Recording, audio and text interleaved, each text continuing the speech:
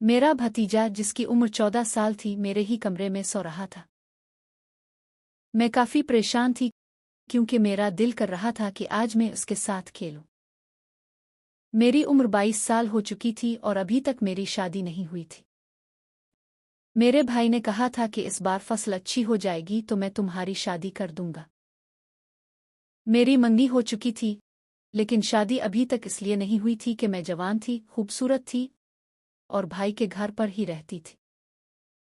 उनका 14 साला बेटा जो इस वक्त मैट्रिक का तालिब इल्म था मेरे ही कमरे में सोता था, क्योंकि इस घर में 2 ही तो कमरे थे। एक में मेरा भाई और उसकी बीवी सोते थे और दूसरे में मेरा भतीजा और मैं, क्योंकि वो उनका इकलौता बेटा था। मुझे अब काफी अजीब लग रहा था। मैं आखिर कैसे ईशर को कहूं कि मेरे साथ अच्छा वक्त गुजारो, क्योंकि मेरे भतीजे का नाम ईशर था। वो देखने में बहुत खूबसूरत था। मैं अब अपने ऊपर कंट्रोल नहीं कर पा रही थी। मैं बहुत ज्यादा परेशान थी कि आखिर क्या करूं, ईशर को कैसे कहूं, क्योंकि अगर घर में किसी को पता चल गया तो क्या होगा। मैं इसी परेशानी में उसके पास चली गई। मैंने कहा, क्या तुमने कभी कोई फिल्म देखी है? इसने कहा, ये आप क्या कह रही हैं? मैंने कहा कि आज हम एक अच्छी सी फिल्म देखते हैं। मैंने सोच लिया था कि आज मैं इसे फिल्म दिखाऊंगी और हो सकता है कि वो मेरी बात मान ले। हमने एक छोटे से फिल्मी मंजर से शुरू किया। मुझे भी अच्छा लग रहा था।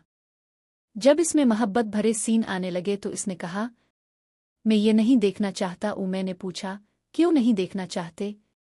इसने कहा, मुझे नींद आ रही है, मैं सोने लगा हूं। मुझे लगा था कि शायद मेरा काम हो जाएगा, लेकिन ईशर के इस रवैये की वजह से मैंने इससे मजीद बात करना मुनासिब ना समझा। मैं फिल्म देख रही थी और ईशर सोने लगा।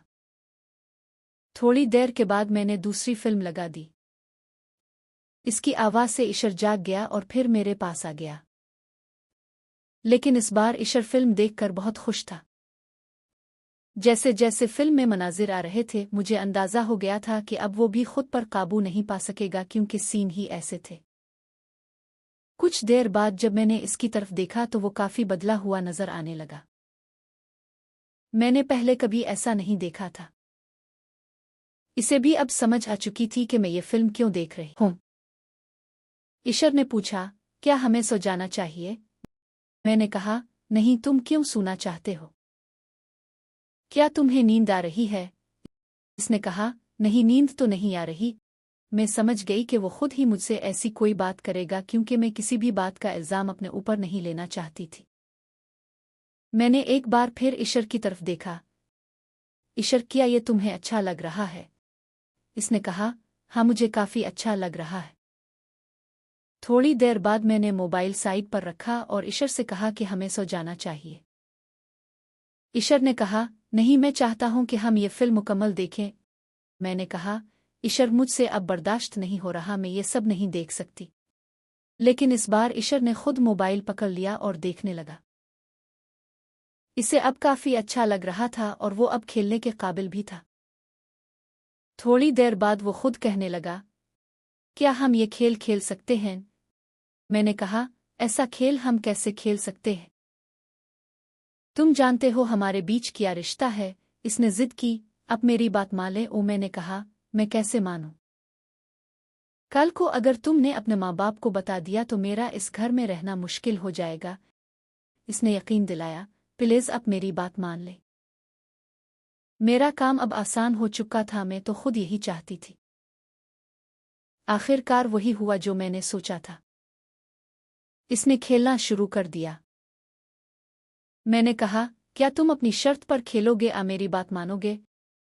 ईशर ने कहा, मेरा कोई तजर्बा नहीं है, मेरे लिए ये सब नया है, आप ही बता दें। मैंने कहा, ठीक है। ईशर बिल्कुल मेरे सामने था और मैं इसे देख रही थी। मैं नीचे बैठ गई और पूछा, क्या मैं खेल सकती हूँ? ईशर ने कहा, हाँ, खेले ना। कुछ देर बाद मैंने खेलना शुरू कर दिया। ईशर के चेहरे से लग रहा था कि इसे ये खेल बहुत पसंद आ रहा है। फिर मैंने ईशर को एक खास पोजीशन बनाकर दी और पूछा, क्या तुम अब इस तरह खेल पाओगे जैसा फिल्म में देखा था? इसने कहा, हाँ, क्यों नहीं। लेकिन काफी देर की कोशिश के बावजूद ईशर से कुछ हो नहीं रहा था। मैंने कहा, तुम खेल क्यों नहीं रहे?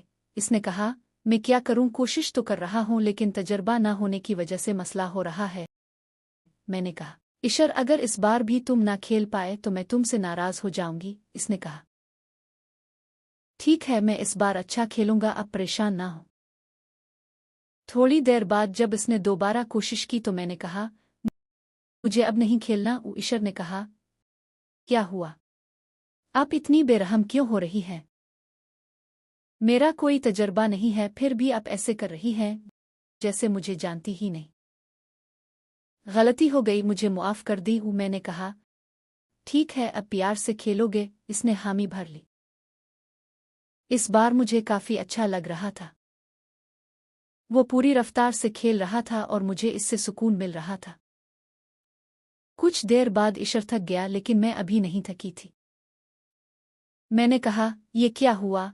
इसने कहा, मुझसे मजीद नहीं खेला जाएगा। मैंने इसे थोड़ा आराम करने को कहा और पानी पिलाया। थोड़ी देर बाद वो फिर तैयार हो गया। इस बार मैंने इसे अपनी पसंदीदा पोजीशन बनाकर दी और कहा, अब जैसे चाहो खेलो, मैं मना नहीं करूंगी। इसने फिल्म वाले तरीके आजमाना शुरू किए जो मुझे बहुत पसंद आए। फिर मैंने इसे कुर्सी पर बिठा दिया और कहा, अब तुम आराम करो, मैं खुद खेलूंगी। वो मुझे आहिस्ता खेलने का कहता रहा लेकिन मुझसे सब्र नहीं हो रहा था।